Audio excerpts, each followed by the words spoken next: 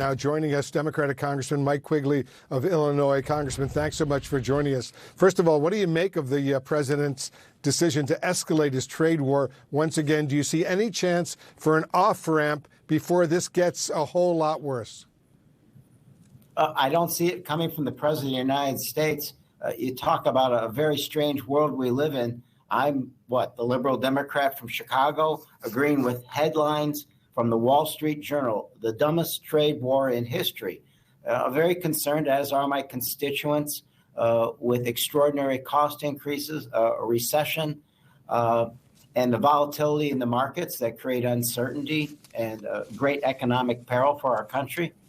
I think the bigger concern right now is it's part of a larger issue where this country, through the president, thinks that we can stand alone. 4% of the world's population, we're going to be less secure financially, and we're going to be more vulnerable in every other way from threats from across the seas. Congressman, if the president doesn't back off his trade war and all these tariffs, how likely is it that the U.S. and indeed the global economy will plunge into a recession? Look, this is the great unknown. There are economists by the score talking about that threat. And as you know, perceptions create reality. You have very nervous investors, and if they all understand that this is the threat that's being talked about by experts, you have to ask yourself, should the markets remain open, and how much can they fail? The world's interconnected, and the reality of the situation is by now upgrading this and escalating the war, it's not going to feed anybody's ability to try to calm investors down at a very risky time. As you know, Congressman, President Trump has compared his tariffs to taking medicine. If his trade war is able to bring at least some American manufacturing jobs back to the United States, will that be worth some short-term disruption to the U.S. economy? Well, certainly it won't be short-term. And let's talk about that. No one's going to build factories of this level to this extent. First, we don't make all these things. We don't have all these minerals. We don't grow all these products. We don't have the technology and the surface capabilities to do all these things. The world's interconnected. We are locked in with them and absolutely need these things. But even if it was going to do that, it would take 10, 12, 20 years to do it. And a lot of those investors are going to say, oh, wait a minute. What if Congress forces a change? What if the next administration in 3.5 years changes policy?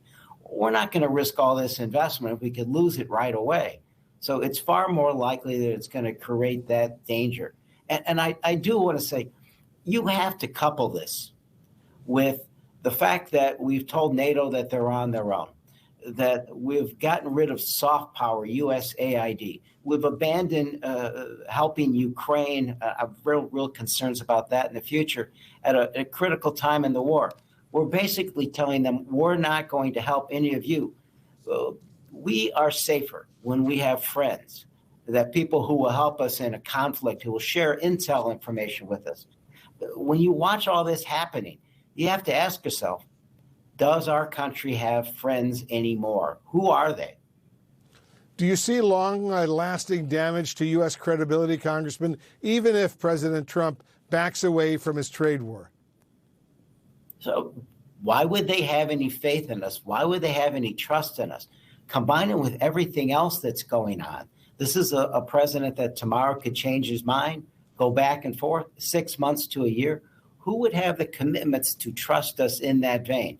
And again, when you couple it with the foreign policy issues, the Department of Defense issues, the intel issues, I remember President Biden coming to our caucus and saying, I'm telling these other world leaders that America is back.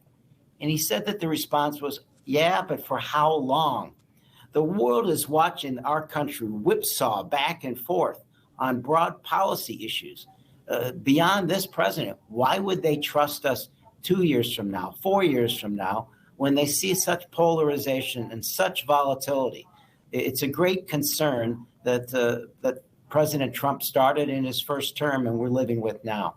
As you know, Congressman, there's currently a bipartisan effort in Congress, at least among some lawmakers, to take back congressional control over tariffs. What are you hearing from your Republican colleagues about that? Look, it's the discussions we're having all the time. At what point do they draw the line? These are their constituents who are going to be hurt in every sector of the economy. And you're right, the Senate did pass a measure that would have the effect of pulling back the tariffs on Canada. Passed the Senate. Will Speaker Johnson put it on the floor? I doubt it. But Ranking Member Meeks, a Democrat, has moved forward with a discharge petition, a procedural effort to put that bill on the floor. Then you'll see the answer to your question. How far will they go on the Republican side to be loyal to Trump over loyalty to country, the economy, and their own constituents? We will find out. Congressman Mike Quigley of Illinois, thanks as usual for joining us.